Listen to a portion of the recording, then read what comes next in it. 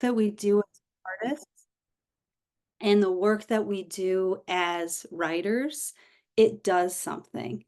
It enacts a healing, and usually that healing begins with the self, but because we're always connected, the healing also moves outward. So I just want to assert the idea that this is not selfish and it's not pointless to do this work of writing. Writing brings us into intimate relationship with ourselves. And when we do that, we end up in a relationship that is deeper than the self of the personality. It's deeper than the performed self, which we are sort of surrounded by right now. We come into relationship with the self, the observant self, and the self of potential. And even when we write the stories from what we have lived in our lives, we start to work with them with more flexibility. So we start to be in this state of potential and a state of consciousness and healing.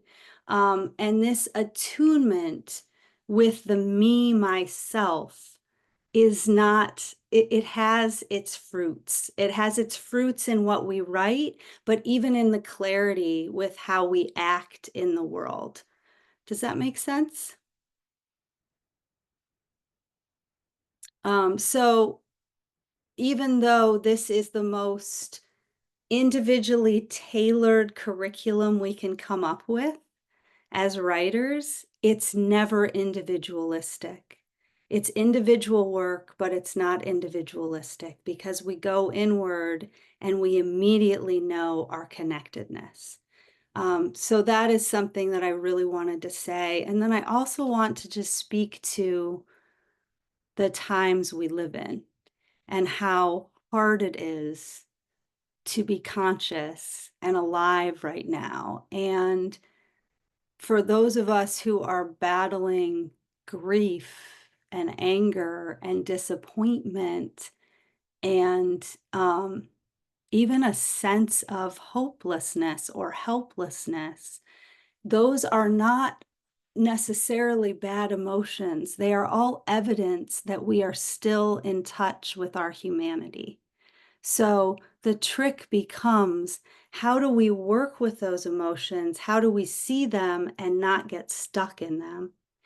And when I was thinking, I think like a lot of you, I'm constantly having this feeling of there's so much to care about and to be concerned about right now. And it can start to feel like overwhelm or clutter coming in. But the one thing that all of the issues have in common, whether they're a colonizing force, a genocidal force, whether it's AI coming in to take jobs or divorce creative work from its field, all of those things have one thing in common, which is they are designed to divorce us from our humanity, to shut us down, to make us feel less awake and less connected as humans.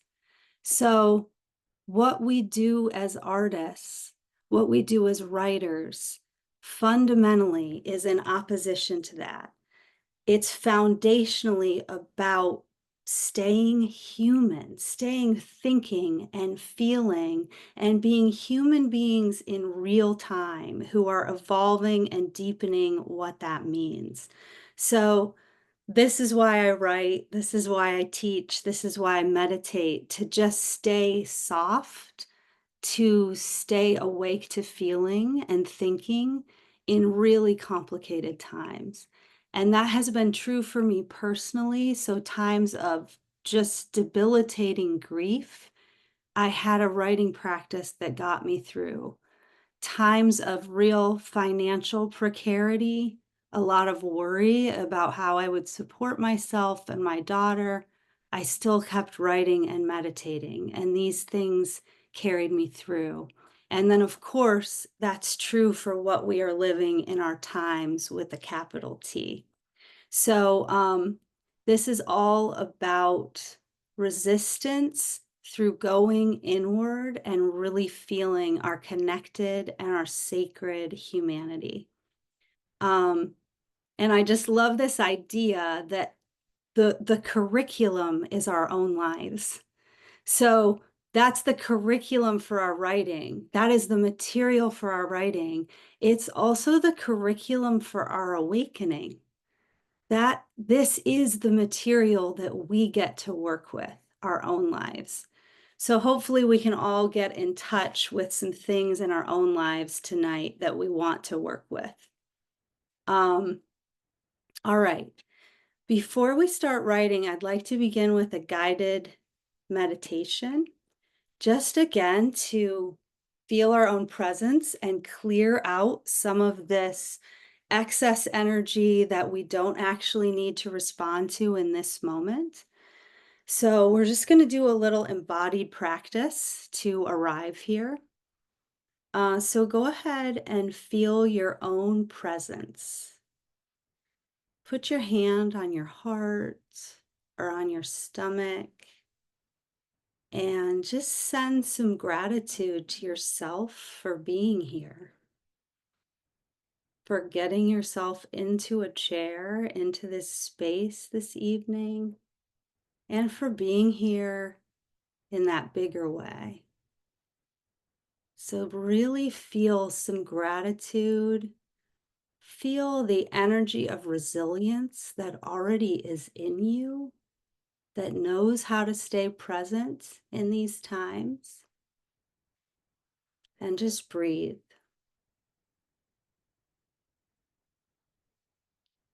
Now, if you have a spiritual practice and have a relationship with guides or ancestors, you can invite them to come in to the corners of the room and to surround your space, or even closer. Invite them to be with you right now.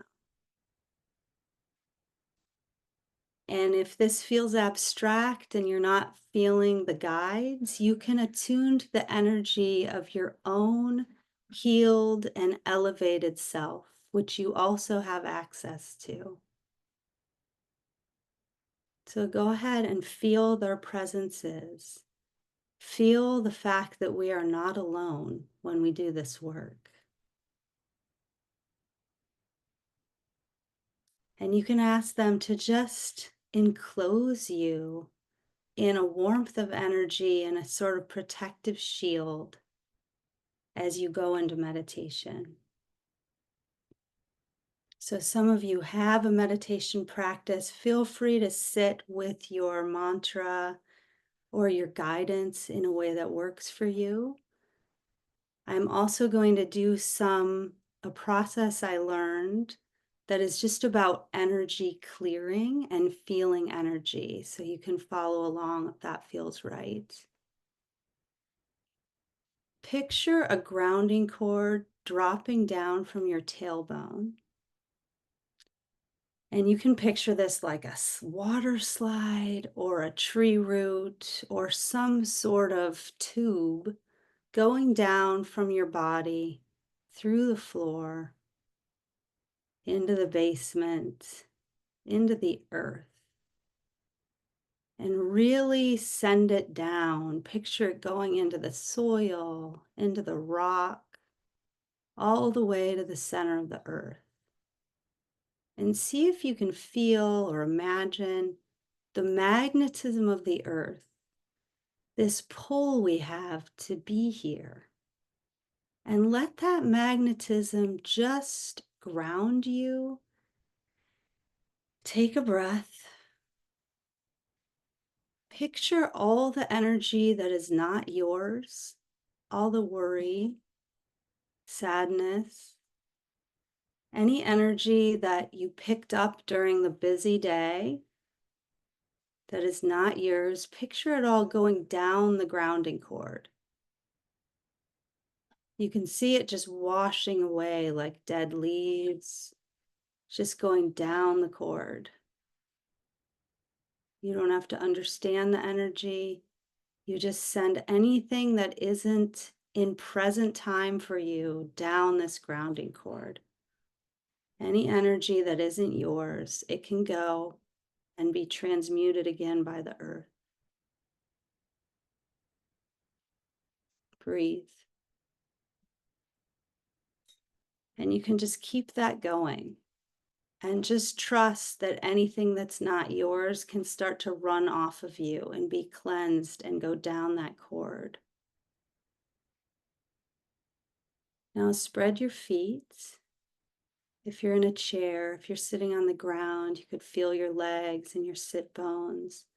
But if you're in a chair, go ahead and spread your feet and feel some earth energy coming up into your feet, swirling around, up your ankles, up your legs, pooling in your knees. You may feel the energy like sunlight or like the color of light through leaves, which is so good this time of year. Let's see if you can attune to a kind of rhythm coming up into your body, moving up your legs, and really giving your body a healing, letting your body feel beloved on the earth. This reminder that we belong here, we are of the earth. And let the energy really move through your knees, into your thighs, base of your spine, and then up your torso, toward your heart. It might feel like a slow, sleepy energy. You could picture it as water or mud. When it swirls around your heart, you can feel it coming out your hands and then up into your throat chakra to ground your speaking, and all the way up into your third eye. You can feel the earth, feel it sort of like a pulse, moving all the way up to the space behind your eyes. And maybe you picture it sort of cleansing your vision, grounding your vision. Go ahead and breathe. Now picture the energy you sit in. Just like the earth sits in the atmosphere, we sit in an energetic bubble that is our own energy. And just attune to that rhythm. That is your energy. And at the edge of that, about 6 inches above your head, you can picture a kind of halo that opens, and you can send up a hello to that elevated energy of your spirit or your guides, and allow them to sort of pour the energy into your space and give you a healing and a sense of being protected and guided. So a few more breaths. And you can just, some of you might be already feeling a kind of pulse or a rhythm. You might be rocking a little. This is just that you mentally started to move your energy, and it is in motion now. And it's going to clear out some fatigue and some stuckness. And you can just trust that the earth energy and the cosmic energy are kind of mingling and moving through your space. And again, anything that isn't yours can go down the grounding cord.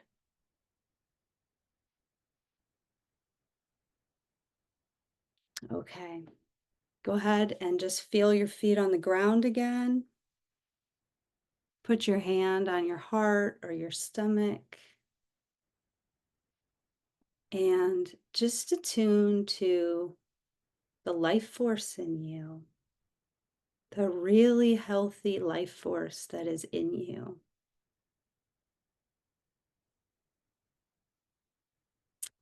And when you're ready, you can go ahead and come out of meditation.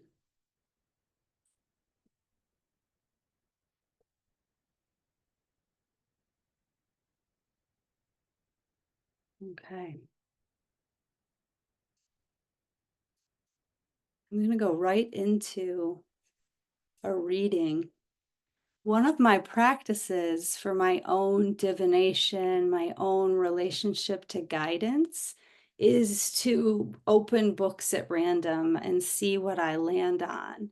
And so I did that as I was preparing for the class, and everything that I'll share tonight came from that space of looking for guidance and open-heartedness around what might be useful.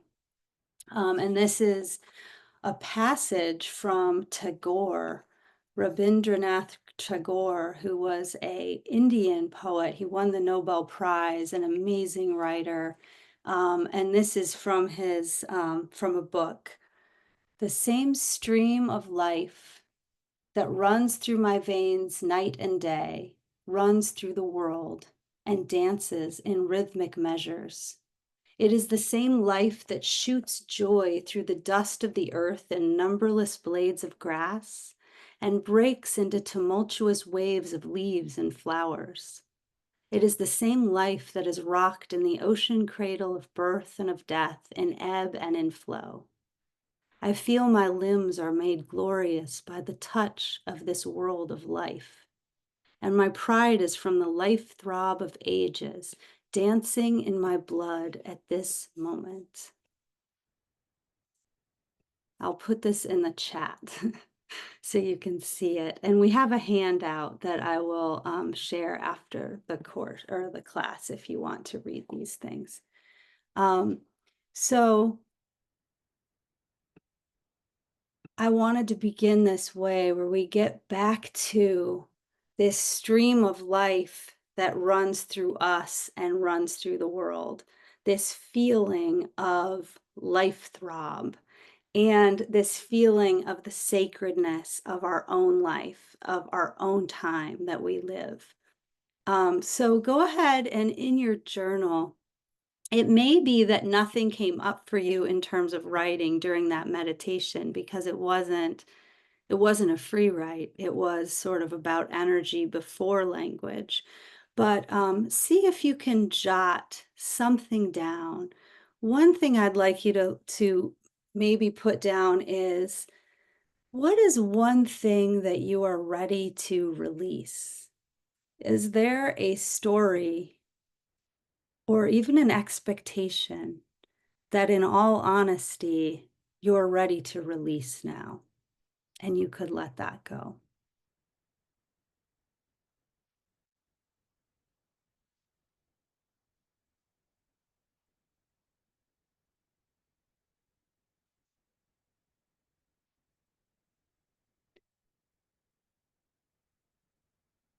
And secondly, what is a time, when is a time when you have felt that life throb?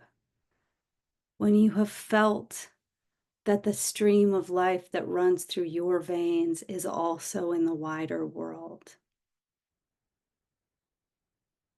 Take a couple minutes to just write into that memory. You might even be writing notes for yourself that you will come back to later.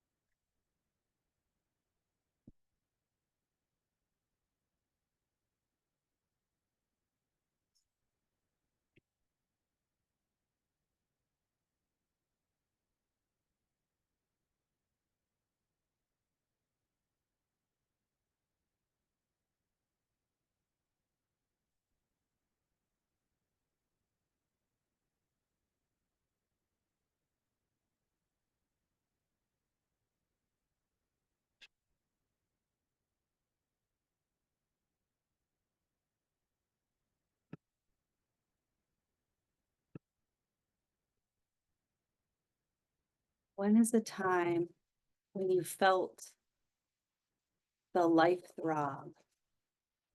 When you knew that the life in you moved outward into others?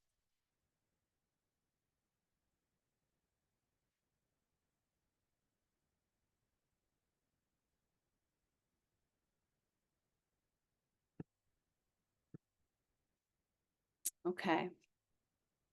You can keep writing if you're in a good zone, but now I just want to zoom out a little bit and talk about free writing as a daily practice.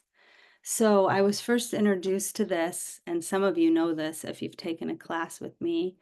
Um, and some of you may share this, but I was first introduced to this concept when I was in high school with this book, Writing Down the Bones, which a friend gave me. And it's by Natalie Goldberg. And she took the principles of Zen meditation and applied them to creative writing. So she realized she was working with her meditation teacher in the Zen tradition, and she realized that her form of meditation was really writing.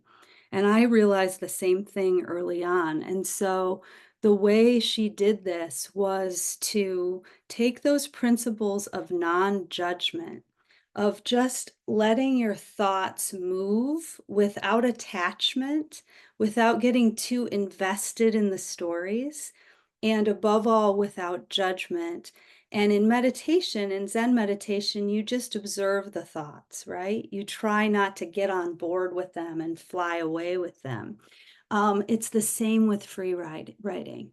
You observe what is coming in and you put it down on the page.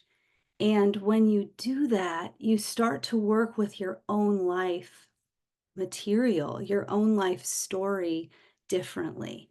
You have space, you become the watcher on the story. And so you can also develop humor, compassion for the person who lived the story. And it opens up this field of possibility to write in this meditative way. So the principle of it is that you do a timed free write every day. And I've been doing this basically since high school, almost every day. None of us can practice perfectly, right? And again, you don't put a requirement on what is written. You try not to even have an expectation about what is written. And that creates this wonderful experience of discovery. So I know a lot of you have already done this practice with me, so you know what this is like, where all of a sudden you come upon a memory that you didn't know you had. And suddenly you are writing something that you didn't even know you had to write. Um, it also, it, it is a way of dropping in and really feeling the specificity of our lives, which again, that's the curriculum. That's the material we bring to our art. The best work is based on specific detail, and it's also the curriculum for our deepest experience of meaning and awakening. So again, this is the drill. The non-rules are you keep your hand moving. You don't judge what is coming up. If something's coming up that has a lot of pain in it, and it will, if we're really doing the work, if we're really writing, we will hit these pockets of intense pain. You just breathe and you keep going. And part of the reason it's helpful to do this in a timed period is that we kind of know that we can sit in it for 8 minutes. We know we can do something for 8 minutes, right? And so that gives our body a way of feeling secure that we know we can do this. And then we sort of build our stamina for writing. But at first, we just drop in these 8 minute or 10-minute increments. It is really good to write by hand, like the way we are tonight, because it keeps it at the rhythm of the body. And a lot of what we want to put on the page is our most embodied writing. It's writing that comes from the senses. So, does that make sense? That's the practice. Um, so I will read another poem and we'll go right from that poem into a prompt and into another free write. And this is actually one of my own poems. I don't usually do this, but it's not what I consider one of my most profound poems or elevated poems. And I don't think I've ever read it at a reading, but it was written from one of these 8-minute free writes. And it was written from very ordinary details. It began with me just recording the details I saw that morning, and then it became a poem. So I wanted to share this one just as a reminder that we don't need to be grandiose to do this work. We really just need to pay attention to the details of our lives, and we will have what we need for our writing. Okay, I'll put this one in the chat too, in case anyone wants to read along. Just a second.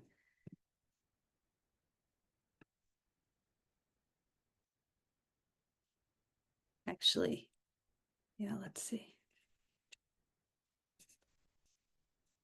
I'll just read it and we'll give you a photo afterwards. I look out, black leaves, color of dried blood, and my ulcerated tonsils flutter as I breathe open-mouthed. Through the branches, there are branches. Some remember their lives of green, some hang languorous, sturdy with sap.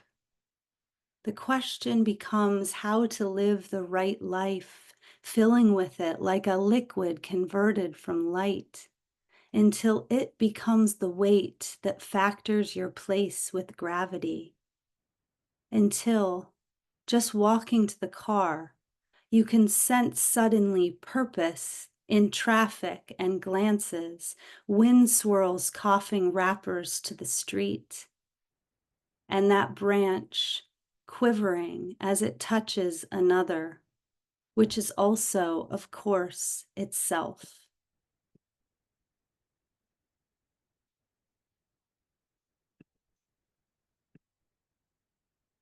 So here are 2 prompts you can write from. One idea, you can just list the details of your day today. List as many as you can and let that open into something else.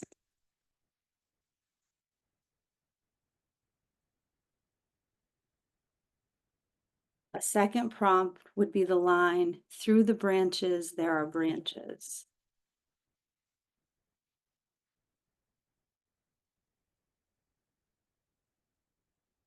We're just going to write for about 10 minutes and let your writing go anywhere it needs to go.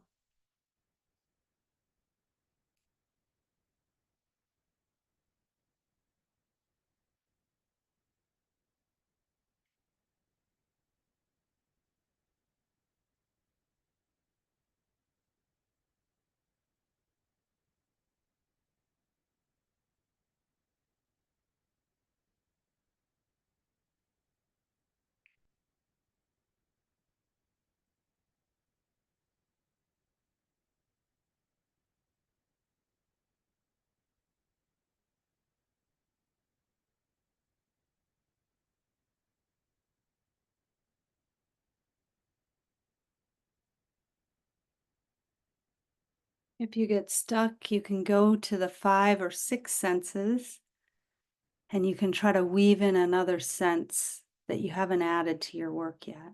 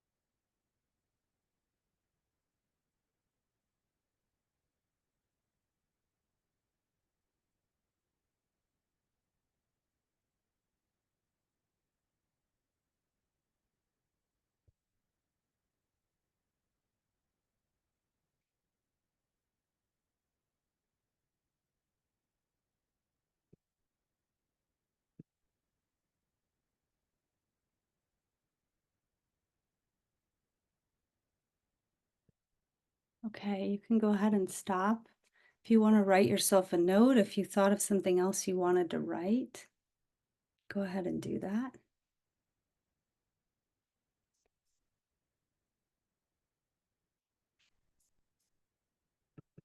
Did anyone surprise themselves with what they ended up writing about? Good. Anyone want to share? You don't have to share the writing, but you could share what came up for you.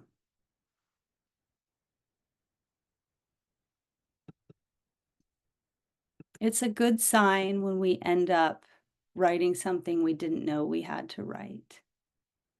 Did anyone get caught in a list of details that then became a to-do list? This also happens, right? It's hard to access spaciousness without that. Um, the important thing is to come into a really non-judgmental space of compassion for ourselves, I think, as we do this. And a space where we're not looking over our shoulders. We're not trying to present this for someone else right away. A space where we can really be in process for as long as we want to be and probably forever. Which isn't to say that these won't become finished pieces and even books, because they do. They create a great spark for writing an entire book. But we have to have a space that isn't about that. And I think right now that's especially important with social media and this kind of immediacy of response that we're expected to have. And sometimes that can feel led by incredible clarity of purpose and fire, and it can feel very much in alignment. And other times, and maybe more often, it can feel very reactive, and we can kind of lose the inner voice, the inner compass. And so I think having a space that is really for our own discovery and our own spaciousness, our own weirdness, our own unhealedness, our own everything, stickiness, grief, pain, anything that is ours belongs here. And just have a space where we are coming into compassionate non-judgment for that. I really believe in this as a process. I think it's what leads to the most authentic writing and to real healing as well. Um, so thank you for trusting me and doing that. Um, I'll read one more poem and share a couple more thoughts, and then we'll close. This is Glass by Linda Hogan, and she is a Chickasaw poet. She writes from her indigenous spirituality really beautifully. I've loved her for many years as a poet. Some of you also may know her. This is her book of medicines, and this is her poem Glass. It's in the chat. When I was a child, I would stand between mirrors and see myself grow small, infinite, and far away. I didn't know the ancestors' lives had been traded for the vision of our faces inside our own hands. I didn't know I would someday drink the fermented body of another god and become the color of holes in danger of breaking. A mirror is such a circle of revelations. It is the place wind blows through when winter enters a room. The wounded place Raven walked out from, believing his feathers were white, until he saw himself black and shining above the gray water and wilderness we lived inside and long for. The way glass wants to go back to being sand, and ice wants to return to being water on earth as it is in heaven. This life, it's like living in water. in the cracks between thawing ice that has begun to live again, where seals come up for breath, where sky sees the skin of another self, all the infinite way down to where breaking and darkness are simple powers.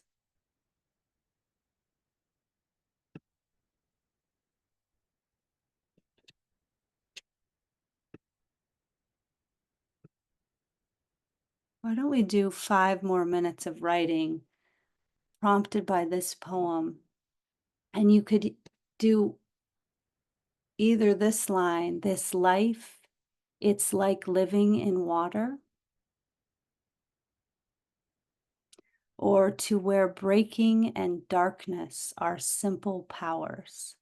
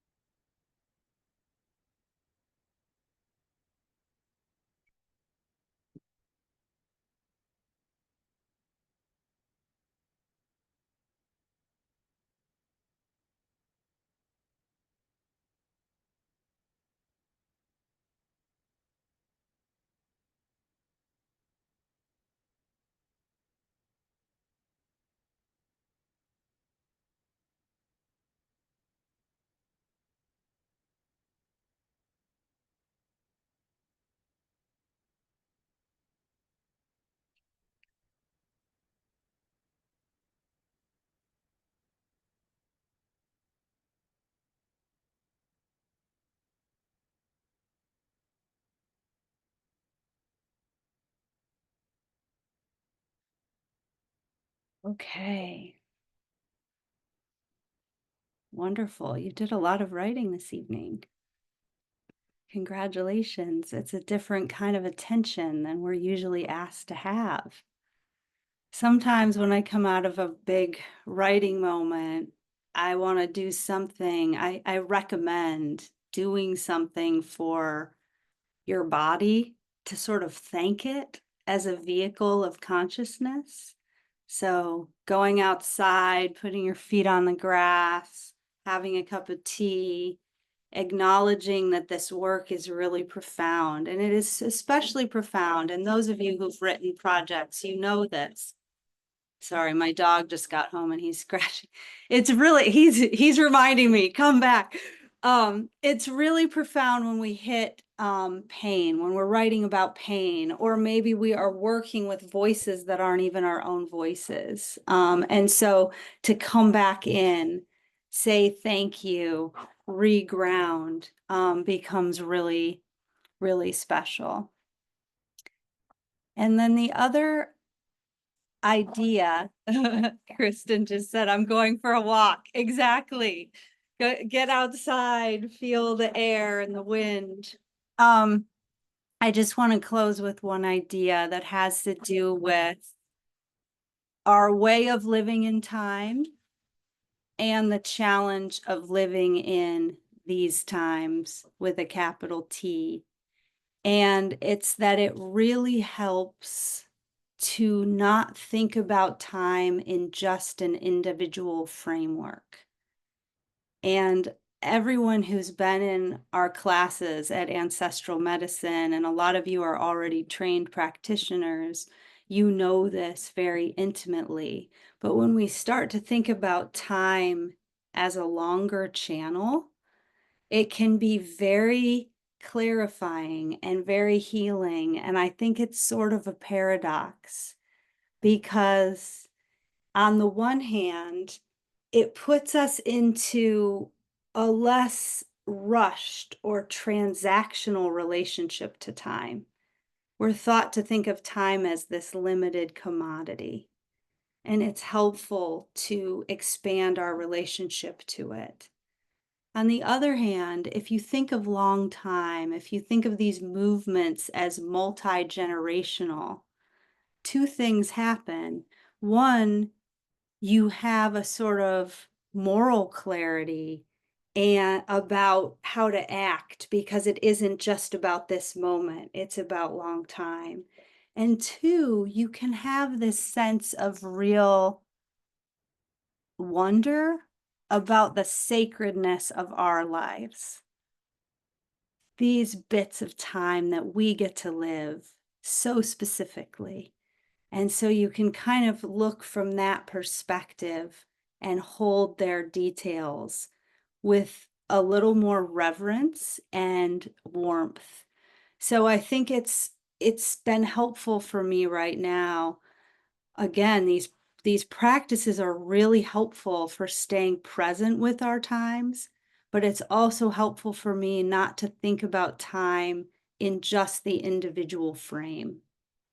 And that opens up all kinds of channels of resilience and meaning. And at the same time, it opens up a tenderness for the time that we have. So, on that note, thank you so much for sharing this time with me and with one another. I really believe that all the peace that we generate spreads outward. And I do want to say that I'll be teaching this new course called Writing Women, and it starts October 2nd. And it will be similar to this, but we'll have 80 minutes together, so there'll be more sharing. It begins with really attuning to the present and the personal, and then it goes back into ancestral writing, ancestral time, sort of like what I did with Daniel Ford, Ancestral Medicine. And then it goes into archetypes and energies that we're tapping into that have to do with healing through the earth And so it keeps moving outward from the self. It will work if you're a beginning writer and you just want to be in a community and to have a structure to know that you'll be writing every week. It will also work if you're a more seasoned writer and you're in a project. So I've had people take these classes who have an existing project going on.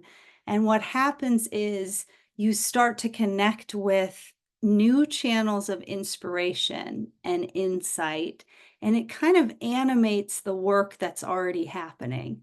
And that's happened in my own life too. I can run on intention and intellect for a really long time. And then something else needs to come in. And and it's helpful to have this process to opening to that larger inspiration. So I would love to see you. Some of you are already in the class. I'm so grateful. I love doing this. And it will be quite a gathering of people this fall, and some really beautiful writers and humans will be coming together. So feel free to message me with any questions. Um, and I'm getting some questions here if I'll offer it again. I'm planning to offer classes, probably not just for women. I'll probably open it to everyone after this, but I felt like I wanted to do some specific readings and work around women's writing this fall. Oh, that's the other thing. Every week we'll have resources. So we will have readings that we do and optional assignments. So you can take the class in the way that works. You can just drop in for that hour and a half, or you can really take it. It's the same material that I would share with a graduate level class at Northwestern. So you can actually get a lot out of it in terms of resources. The classes will be at the evening this time. I have a question from someone in London. I know it's really difficult for those of you in Europe, and I apologize. I decided to do it evening this time for people who have jobs all day in the US. And then I may rethink that. So I'll send out a survey to see if people would rather do lunchtime in the US. And then we could be connected to our people in Europe, which also feels really good just to have that community across the world. Um, Thank you, Jess. There's the course link in the chat. Jess is a website designer extraordinaire. She designed my author site, and so she knows how to do these things.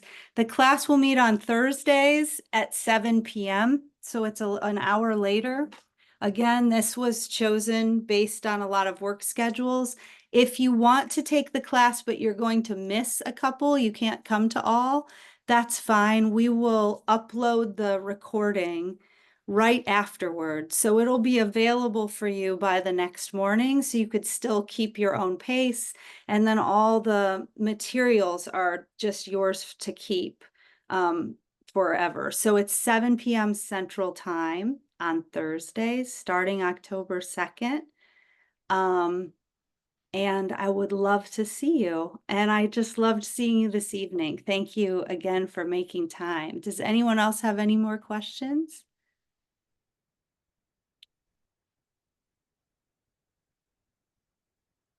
Okay, thank you. I hope you all feel this soulful connection and wish you well as you move through the week. Okay, take care. Bye.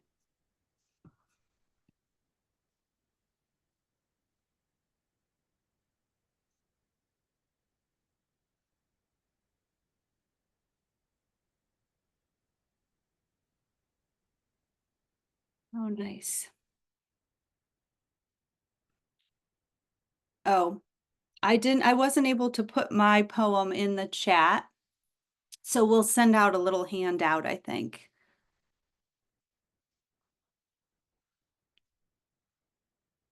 Did anyone have a question? Those of you who are still here?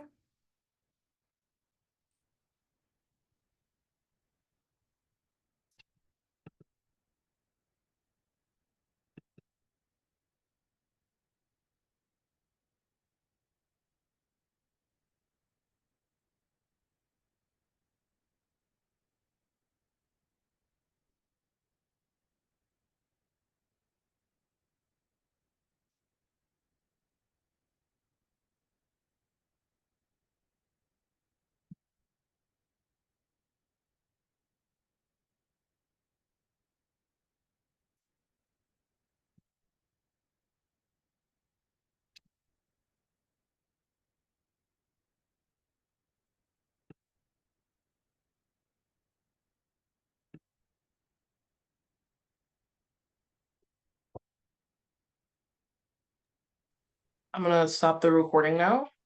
Okay.